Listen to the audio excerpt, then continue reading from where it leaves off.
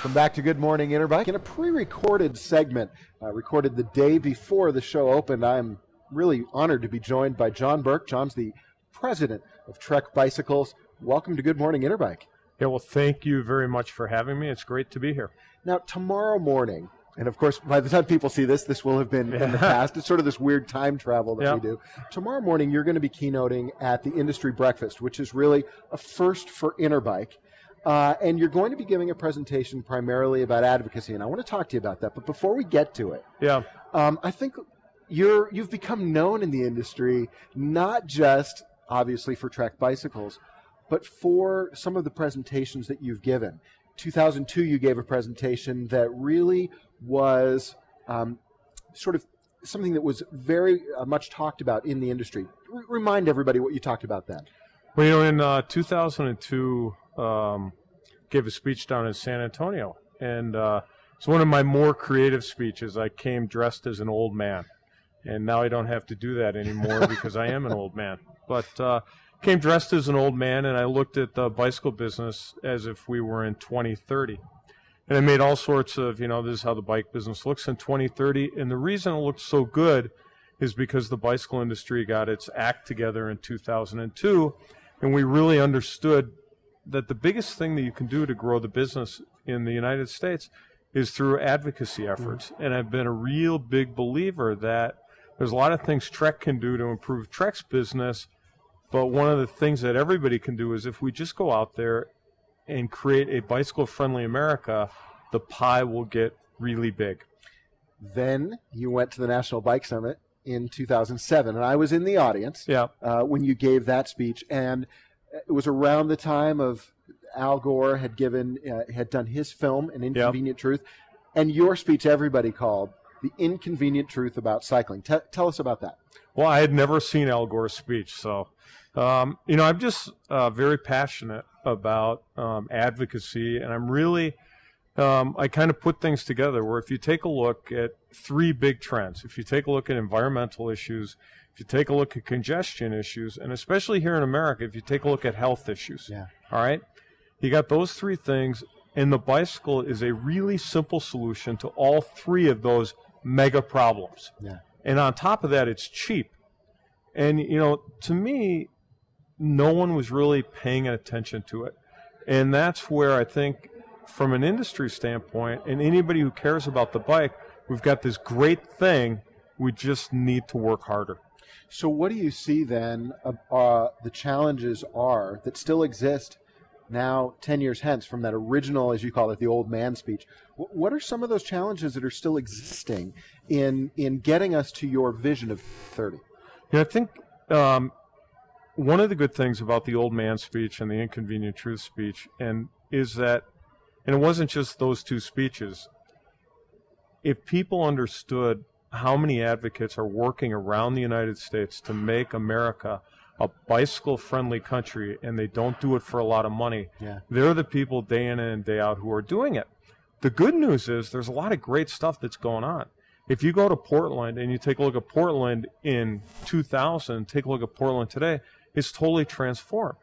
If you go to New York City, which in 2000 didn't have anything going on, and you look at dedicated bike lanes on 9th Avenue, 8th Avenue, 1st Avenue, the stuff that's happening in that city, it's amazing. If you go to Atlanta and take a look at where Atlanta was in 2000, take a look at where they are today, it's still not very good. But they got a great plan to make it better. So there's good news. All right? If we go to your question and we say, okay, what's the bad news or what needs to happen?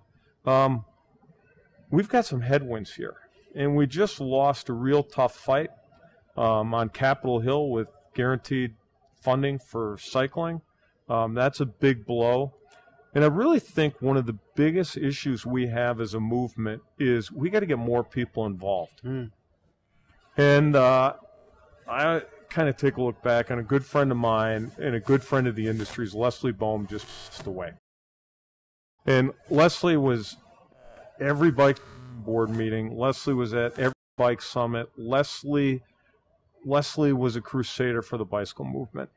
And at one of Leslie's last Bikes Belong board meetings, Leslie went on this monologue about how we needed to get more people involved. And he brought up the NRA as a great example. And I take a look at the bike business and I say, we've got over 500 suppliers in the U.S. market. How many of those people are really doing something to create a bicycle-friendly America? And unfortunately, the answer is not many. There's 150 of those companies who are members of Bikes Belong, and if you really take a look at the people who are pushing it, it's a smaller number. And then we say, okay, there's 4,500 retailers around the United States. And if you take a look at the political landscape today, a small business has a big voice. So how many of those 4,500 retailers really are involved? And that number is a low number. It's below 500. And then I say, okay, well, let's take a look at employees. How many employees are there that live off the land of the bicycle industry? And I say between manufacturers, distributors, retailers, there's 50,000. Okay. And out of those 50,000, how many show up at the Bike Summit, or how many work with their local advocacy group, or how many go to that city council meeting? How many people are engaged? It's a low number. And so what I'm going to try and do tomorrow is say, okay, we've got a lot of great stuff done here in the last 10 years, but we got a long way to go. And we need to get our core mobilized. We got to mobilize the believers here, because that should be the lowest hanging fruit. Yeah. Is there something that, as consumers, the folks who are watching, is there something that they can be doing to almost help buoy your efforts, to help convince distributors, manufacturers, dealers to be more involved in bike advocacy? I think, if consumers are taking a look at supporting companies who are supporting a bicycle-friendly America, and there's some great stories out there of companies who really go out of their way to do it. That's one way, but the biggest thing consumers can do is get involved themselves. Is there are so many people who love the bicycle, and those people care about, do I have more places to ride? Do I have safe places to ride? I mean, that is a huge issue out there today. And if those consumers can just get on the web, search for their local advocacy group, and then just give them a call and ask, how can I help? There's an old football coach for the Giants, Bill Parcells, and he implored upon his players, just do something. All right? And some people are looking for, a 12-chapter book of, what should I do? Let's not make it that complicated. Give those an advocacy organization a call. Ask them how you can help. What's interesting is when I saw you at the Bike Summit that year, it was my first Bike Summit. And it energized me towards advocacy, and you were certainly part of that. But just understanding that it didn't matter how much or how little I did, as long as you said, I did something, as long as I was involved and understood that there are issues everywhere throughout the country. And as you said, sometimes positive and sometimes negative. And so I think for consumers, knowing that just doing a little bit can really make a difference. It's huge. If you take a look at the government, we live in a democracy. But the reality of it is that it's a democracy of the people, for the people, and by the people who show up. Yeah. And if you want to have your voice heard, you have to speak. That's the reality of our democracy. And when you get people who want safe places to ride their bicycle, there will be safe places to ride your bicycle. But you have to ask. If you don't ask, it's not going to happen. Yeah. And it's interesting. I used to live in Southern California, and in Los Angeles when I would ride there, was not incredibly positive. Right. You go back today, you've got a mayor who's a little bit more engaged when it comes to bicycles, and all of a sudden, riding in Southern California is a lot better now.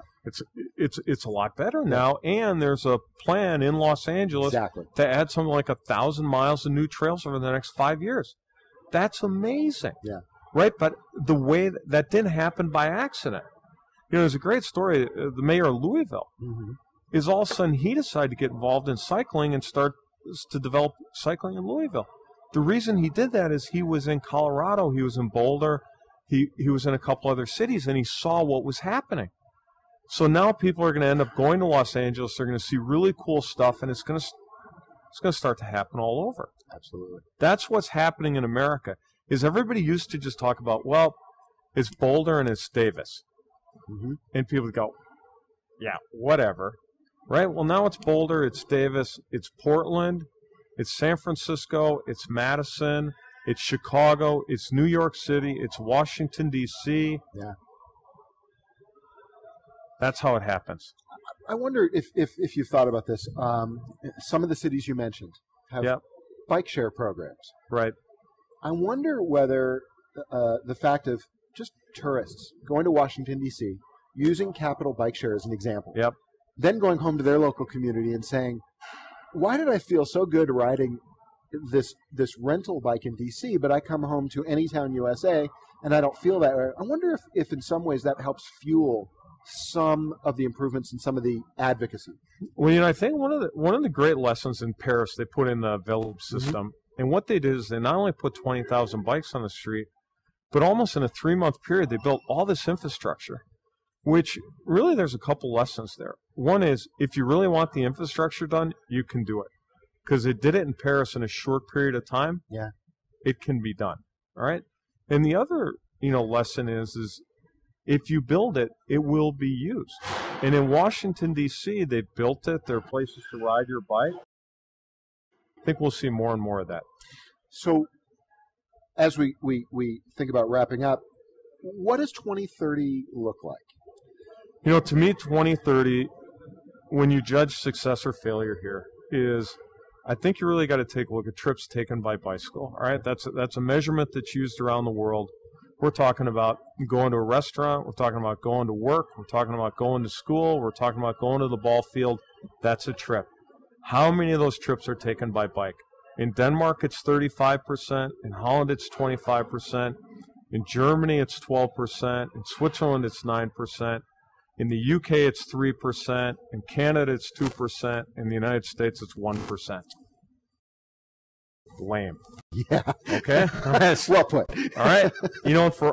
For all the progress we've made in the last 10 years, and it really is amazing, 1%.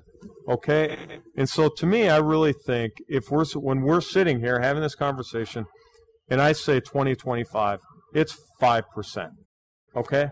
It needs to be 5%, and we've got to rally the troops. Anybody who cares about the bicycle, manufacturer, distributor, retailer, consumer who loves their bike. If you want to see a bicycle-friendly America, we got to get people engaged, we got to get people mobilized, and we can make a difference. 5%. And just do something, right? Just do something. That's it. Yep, that's it. John, pleasure to talk to you. Thank you for taking the position you have and using it to help mobilize people who care about bikes. You're welcome. And the lesson there is I'm fortunate where I'm the president of a large company in the bike business. Leslie Bohm was the president of a small company in the bike business. We both put in the same amount of effort. The message here is everybody counts. That's it. All right? Go do something. 5%. That's what we're looking for. John, great. Pleasure to see you. Thanks for joining having me. us. All right. We'll be right back with Good Morning Interbike.